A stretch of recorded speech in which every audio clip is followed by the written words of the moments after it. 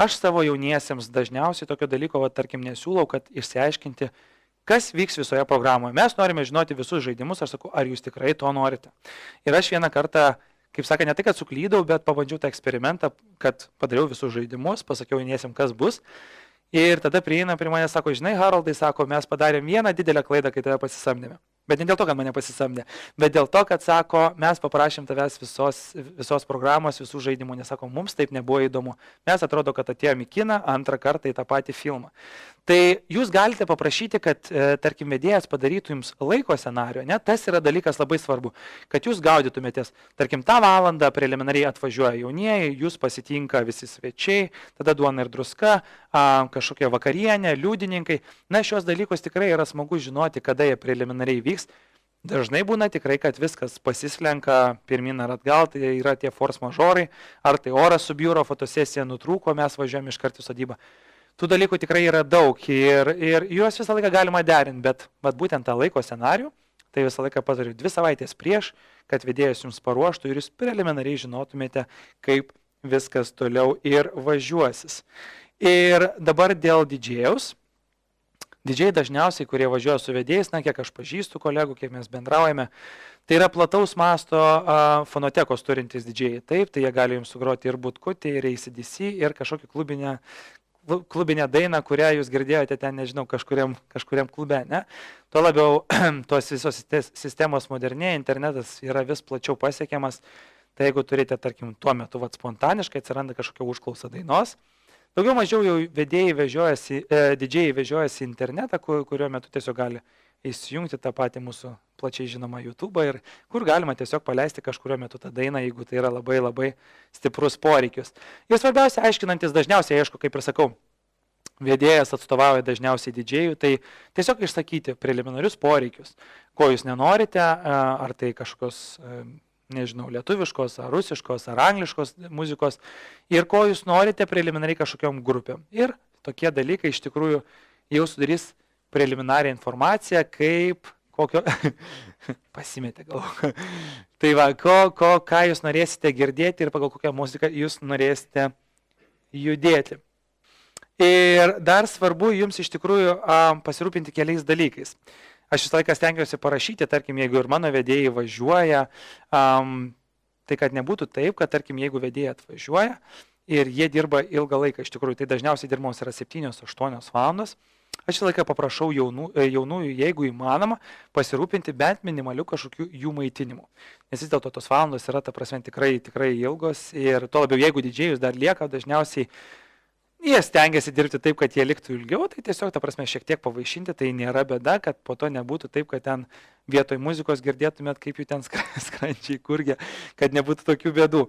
Ir dar svarbus dalykas yra dėl 2 faktorių didžėjų būtent. Tai jeigu, tarkim, didžėjai ne visi iš tikrųjų turi savo vežiojamus stalus mobilius, tai visą laiką pasisakome, kad jaunieji pasikalbėtų su sodybų savininkais ar restoranų savininkais, kad bent vienas stalas būtų likęs didžėjų, nes dažnai, kai atvažiuoja didžėjus paprašyti jau to dalyko, būna labai dideli kiviršai su sodybų ir restoranų savininkais, kadangi sako, kaip čia mums niekas nepaminėjo, niekas nepasakyta, jaunieji nieko, jaunieji važinėja, savo smagią fotosesiją turi, kaip jūs trukdysi, ne? O jūs pagrindiniai esate užsakovai. Tai va šitą dalyką irgi galima visada išsiaiškinti, ar tai susitikimo metu, ar tai jau bendraujant dėl tų pagrindinių sąlygų. Na ir paskutinis toks dar vienas variantas, tai yra dėl patalpos persirengimui.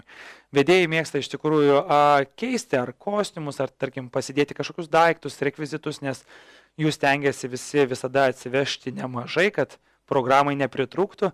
Tai tiesiog dėl patalpėlės pasiklauskite, ar jiems reikės tokio dalyko, ar ne, kad pasidėti tos daiktus, maišus, kad nebūtų taip, kad stovi didžėjaus stalas ir čia 3 maišai sudėti daiktų ir jie pasiruošia programą, įima kažką ir tuo metu ten visi svečiai žiūri, kaip ten viskas ten kabalduoja, krenta kamoliukai ar dar kažkas. Jo, tai kad šitie dalykai būtų sužiūrėti tvarkingai, tai stengiamės visą laiką tą išsiaiškinti iš anksto. Vedėjas yra tas toks, kaip sakant, tarpinė grandis, kuri iš tikrųjų dirba su visom sritim ir jums labai gali padėti, iš tikrųjų netgi ne kaipgi planuotojas tas pats žmogus, tik tai jums jo jau nebereikia samdyti, nes jūs jau turite savo vedėją, todėl šitoje vietoje netgi galite ir sutaupyti. Ir Dabar paskutiniu laiku iš tikrųjų daugėja tokių modernių dalykų, technologijų, kur galite išdirbti tą patį vidurnaktį ar kažkokias kitas atrakcijas. Stenkitės visą laiką bendrauti ir sužinoti, tarkim, anksčiau būdavo tradiciškai, tai yra fejerverkai, ką dar turi, šeimos židiniai, ane? Oi, atsiprašau, šeimos židiniai, kaip jie vadinami? Keliaraištis, puokštė, tai lauko žibintai, kuris dalykas sumaišiau. Tai šie dalykai yra tokie gana tradiciški, bet jeigu jūs norėtumėt kažko naujo, dažniausiai vedėjai iš tikrųjų gali pasiūlyti įvairių tų technologinių dalykų, ne? Tai nežinau, ar tai gali būti, tarkim, improvizuojantis būgnininkas, kuris atvažiuoja pusę valandos atlikti su didžėjim kažkokią specialiai paruoštą programą. Ar tai gali būti baro šou, kur atvažiuoja irgi žmonės pusę valandos, jie staigiai žaibiškai įvažiuoja ir tiesiog padaro jums labai labai gražų šou. Tokios visos iš tikrųjų paslaugos nekainuoja taip brangiai, kaip galėtų atrodyti, gal iš to šono, kad Jėzau, čia baras, kiek čia. Ne, iš tikrųjų tokie dalykai dabar jau nekainuoja taip daug ir tikrai verta pasidomėti ir pasibandyti. Jo, iš tikrųjų sakau, jeigu norite, tarkim, pavyzdžiui, matote, kad ypač labai svarbus dalykas šioje vietoje sužaisti baras gali tuo, kad, tarkim, jūs nežinote, kiek reikia to alkoholio žmogui. Ne, vieni sako, reikia ten 300 ml žmogui, kiti sako 2 litrai ant galvos, nes kitaip žinai, kaip čia šventė po to be to alkoholio. Tai baras jums išsprendžia šitą dalyką tuo, kad jūs visiškai neperkat savo alkoholio, visą alkoholį atsiveža jie, jūs tik tai pasirašot, kokių gėrimų norėsit ir jie preliminariai jau viską paskaičiuoja, kiek jums to reikės. Ir jūs mokate tik už tiek, kiek išnaudojate. Tai jums čia yra, kaip sakant, 2 laimėjimai. Jūs gaunate šou ir jūs gaunate tą alkoholį tiek, kiek jūs išgerėte. Ne tai, kad po to parsivežate dar 2 metus į priekį ir švenčia tos 2 metus. Tai va, taip pat yra, tarkim, labai fainas variantas, dabar mačiau, yra atvažiavęs būtent Happy Boxas, ne?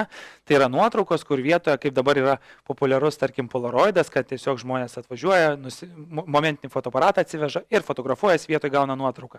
Tai čia yra ta paslauga iš tikrųjų labai smagiai Happy Boxas, kur jie atsiveža, atvažiuoja ir jūs ten gali bet kurioje vietoje padaryti nuotraukų dar daug daugiau iš tikrųjų, netgi ir ten nereikia to jau limito skaičiuoti, ar ten 20 nuotraukų ir kokybė, aišku, daug geresnė ir nuotraukos yra didesnės.